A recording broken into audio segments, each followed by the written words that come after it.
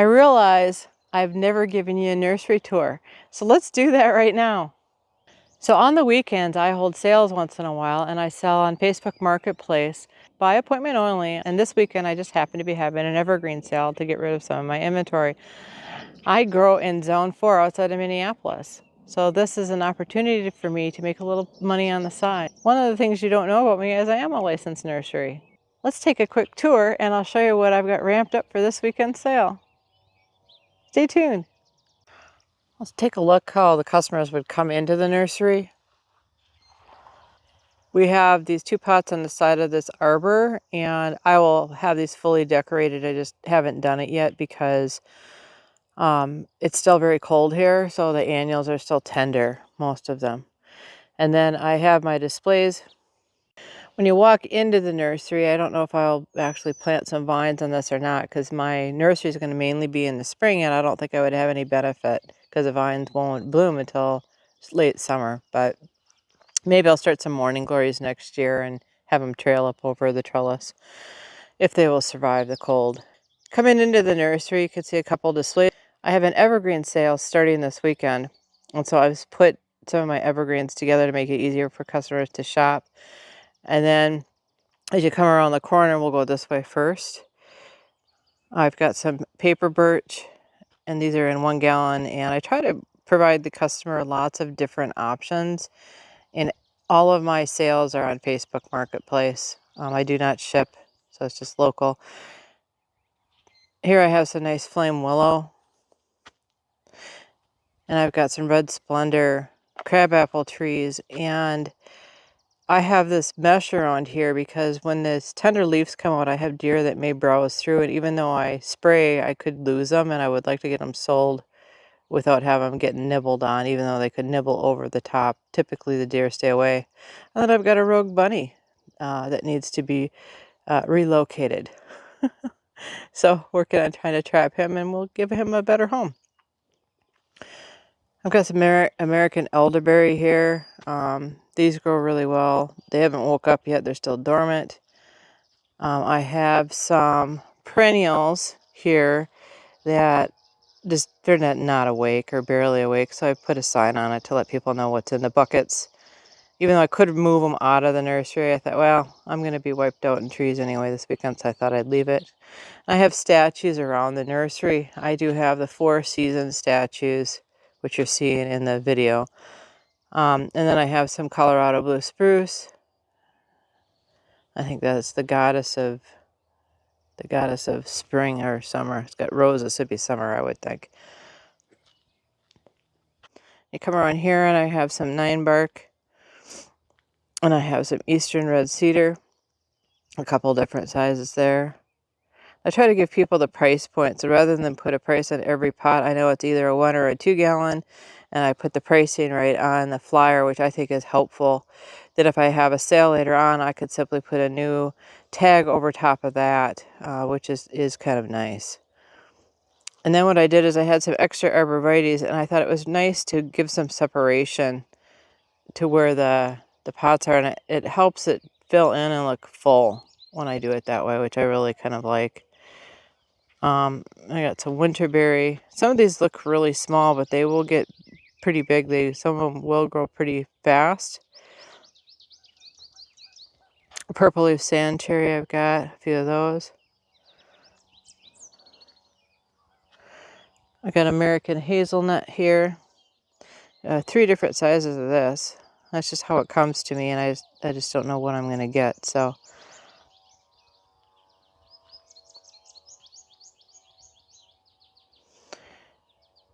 and then I've got some high bush cranberries, some weeping willow. I've got 3 or 4 different kinds of willow, which is really nice if you have a wet spot. Some dogwood. They do good in swampy areas too. Corkscrew willow, which is fun. I see a lot of people selling the sticks on Facebook Marketplace as walking sticks. And on this side right here, I have river birch. And I have 4 different sizes of emerald green arborvitae. When you live in Zone 4, which I'm in Zone 4, the emerald green arborvitae is one of the coveted trees. And it's really nice on my property because I have a nice display of emerald green arborvitaes so people could see what they look like when they're mature. I think most people up here in Zone 4 know that, but if you haven't subscribed to my channel, now is a great time to do that. If I continue around, I've got some white pine here. I've got two different sizes of that. People really like the white pine. And I've got a nice display of white pine on the other side of the nursery. I've got a lot of videos on how to prune the white pines too. So if you check those out, you'll see, and you can make them look beautiful like this. And then I thought I would try some balsam fir this year. Oh my goodness, do I love these trees. They look so beautiful. I'm hoping that I have some left over. I've got some other land I want to plant some of these trees on.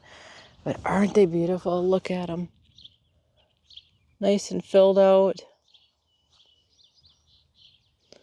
And then when I come around the corner, I've tried to arrange the trees so that I have more of the deer resistant trees down one line. Last year when I had sales, customers came and a lot of them were looking for deer resistant. So I made a great effort to make sure I had lots of deer resistant trees available.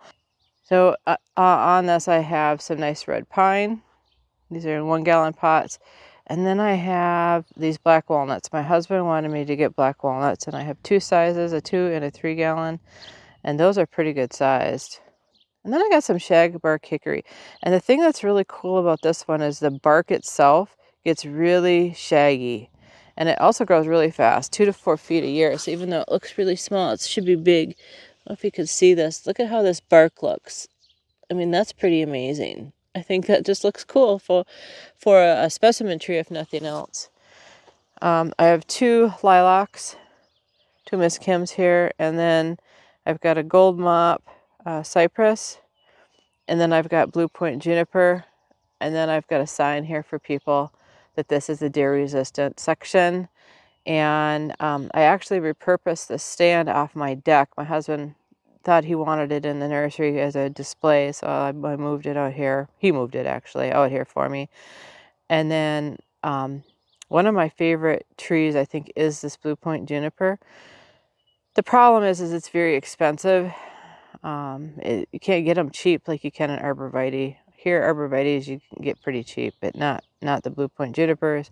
The main production company was Bailey's Nursery in southern Minnesota. They stopped producing, must be for cost reasons.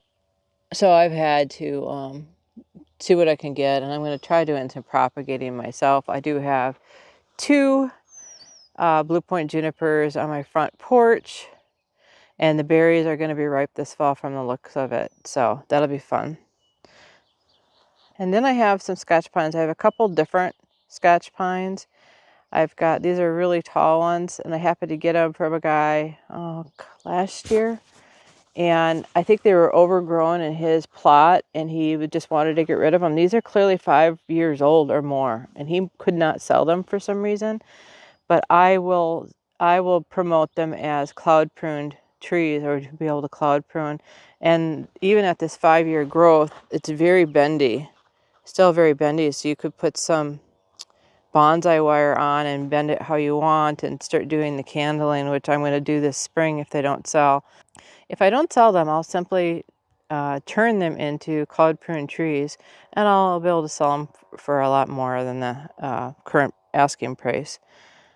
And then I've got some American linden here. If you haven't ever had an American linden, the flowers are not significant on American linden as how they look, but as far as how they grow straight up. It's a nice straight trunk. It grows tall, and the flowers are very, very fragrant. My neighbor's got one, and when it's blooming, it always smells very fragrant.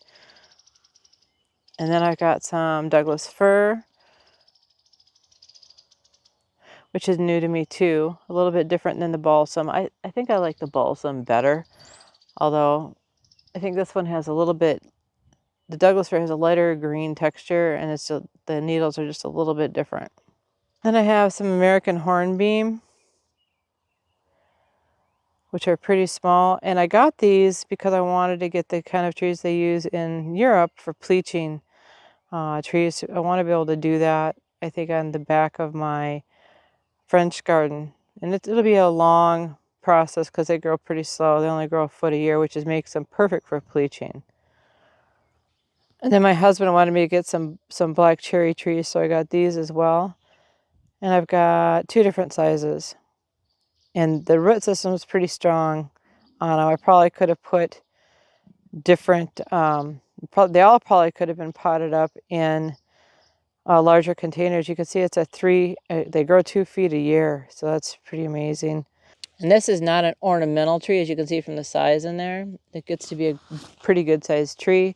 The cherries are harvestable in the young years, but it's a pretty big tree, and you're probably not going to get them unless you get up into the canopy very easily. But it's also used for lumber, so that's kind of nice. And then here's a Rocky Mountain juniper.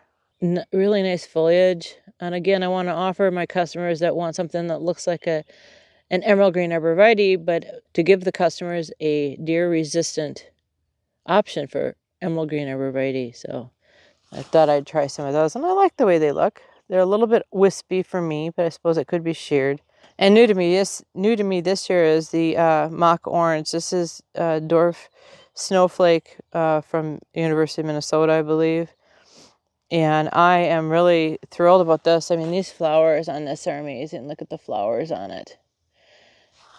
And I have a situation where I need to start another kind of hedgerow inside of the French garden. I thought that might work really well to put some of these in there. They grow fast, as it says, 2 feet a year, so it'll probably be 3 years before it actually blossoms. But I thought it would be good to try. I like trying new things. And this is one of my other willows. This is an Arctic blue willow. And it's hard to tell from the foliage, but I've seen these around, and it's a really light colored, like it says, blue type of foliage on it. It's a shorter, I would keep it shorter. It says it goes 15 feet tall, but I would just keep it shorter. And so that kind of concludes that section of the front line. And this area here is where I would put my bedding plants. I don't have anything out. Most of it's in the little greenhouse for right now. My husband just built these box frames for me. I was able to pick up these 3x5 panels at Menards. It's one solid panel. It is actually coated, which is kind of nice. And there, I think it's like 2x2 holes. And so he framed it up with green treat lumber, and then I just kind of watched some other nursery channels, and I saw how they put the block in there to be able to hold it so it stays. It's pretty heavy. I can't lift it myself, so I would have, maybe if it dries it out, or as it dries, I'll be able to get it. And I do have some blueberries here too. Some nice blueberries. I would love to be able to get blueberries cheaper, but I can't believe how expensive they are. I like to get some cuttings and try to start my own. And then I have in this little, I'm going to call this the fairy room, or the fairy statue, or the elf statue room. I'm going to do my Proven Winners display in here. I've got all my flowering shrubs that are going to be coming, and I'm going to put them in here for display. I just think that it will look really nice. Everything's kind of put together. I've got a bistro table, and yeah, I got some of my other arborvitaes in here.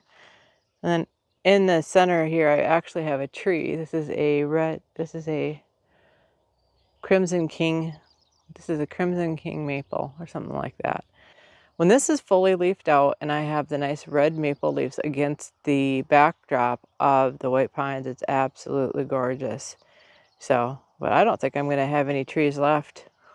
Having a sale this weekend, and I already have a lot of people telling me they're coming, so I think I'm going to be pretty wiped out, which is fine.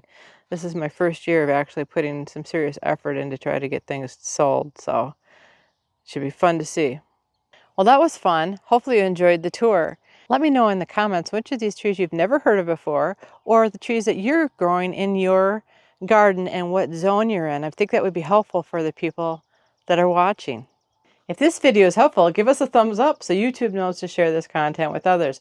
Also, consider subscribing so you don't miss any of our other great videos. If you like garden tours, check this playlist next. Thanks for stopping by. Have a great day.